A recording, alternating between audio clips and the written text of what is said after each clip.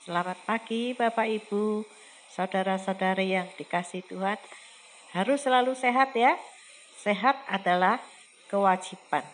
Nah Bapak Ibu, saudara-saudari, pagi hari ini tema yang saya ambil adalah COVID itu berat. Kamu gak kuat, biar aku aja. Ya, kesannya sombong ya Bapak Ibu ya. Nah Bapak Ibu, COVID-19 memang bukan hal yang mudah, hal yang berat bagi sebagian besar orang. Karena itu banyak orang bersungut-sungut, tidak bahagia ketika mendengar ada teman, sahabat, anggota keluarga, bahkan pendetanya terkena COVID-19. Memang betul Bapak Ibu dan saudara-saudari, kalau kita melihat sekilas, COVID-19 ini adalah hal yang tidak mudah, hal yang berat, bahkan mempertaruhkan nyawa. Kita tahu tidak sedikit orang meninggal karena COVID-19. Walaupun kita juga tahu tidak sedikit juga orang yang disembuhkan dari COVID-19. Namun toh di dalam kenyataannya kita tidak akan mau mengalami terpapar COVID-19. Bagi sebagian orang terpapar COVID-19 itu memalukan, tetapi juga menyedihkan. Sehingga banyak orang terpapar COVID-19 bersembunyi dan tidak berani mengakui jati dirinya. Atau sibuk mencari kambing hitam untuk menyalahkan. Dari manakah saya tertular COVID-19?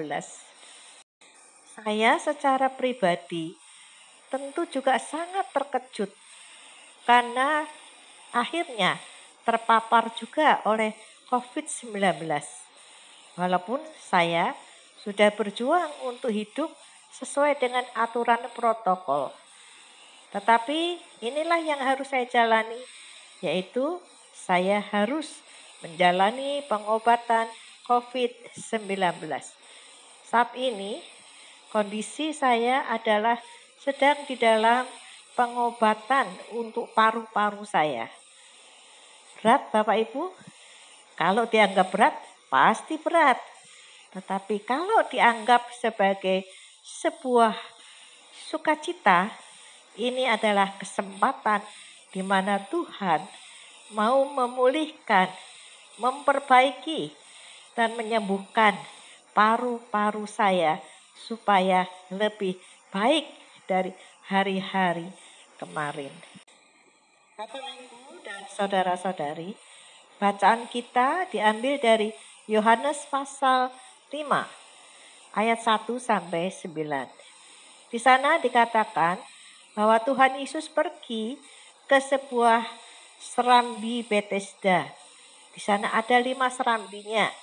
Dan kita tahu di sana begitu banyak orang sakit menunggu kesembuhan. Ada seorang laki-laki yang sudah 38 tahun. Ada berbaring di sana karena sakit. Dan dia selalu menunggu goncangan air kolam Bethesda. Karena ada kepercayaan apabila kolam itu bergoncang dan masuk ke dalam kolam itu, maka seseorang yang sakit akan disembuhkan. Namun sayang, laki-laki tua ini seorang diri. Dia tidak memiliki siapapun juga untuk menemani dia, bahkan menolong dia untuk mendapatkan kesembuhan. Hari itu Tuhan Yesus datang kolam Bethesda dan dengan sengaja mendatangi laki-laki ini dan bertanya, maukah engkau sembuh? Pertanyaan apakah yang disampaikan Tuhan Yesus ini? Mana mungkin laki-laki ini tidak ingin sembuh? Tanpa ditanya, harusnya Yesus tahu bahwa dia punya kerinduan 38 tahun untuk segera disembuhkan. Namun dia menunggu terlalu lama 38 tahun. Dan dia tetap ada di dalam satu situasi yang sama, tidak berubah sama sekali.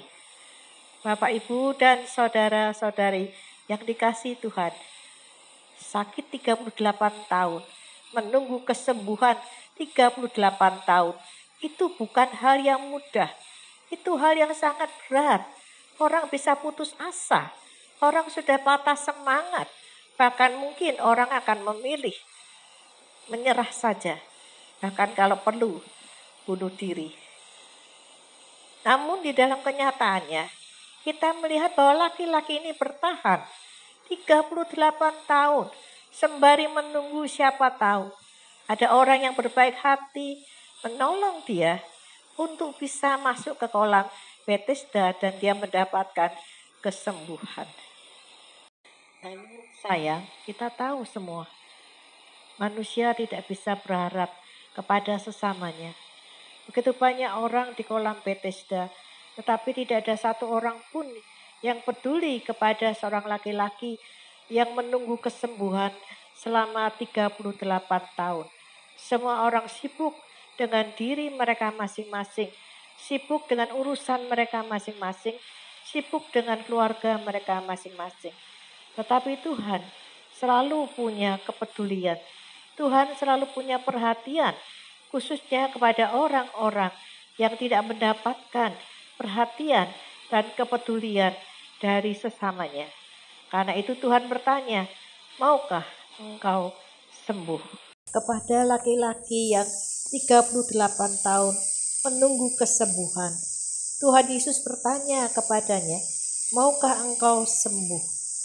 Bapak, Ibu, dan saudara-saudari yang dikasihi Tuhan, apakah pertanyaan ini juga perlu kita dengar dari Tuhan? Maukah engkau sembuh? Pertanyaan maukah engkau sembuh itu menunjukkan bahwa kita sedang mengalami sakit penyakit. Biarkanlah pertanyaan itu tujukan Tuhan hanya kepada saya. Shirley, maukah engkau sembuh?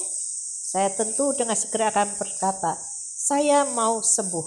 Kalau kita sehat, kita tidak perlu mendengar sebuah pertanyaan, maukah engkau sembuh?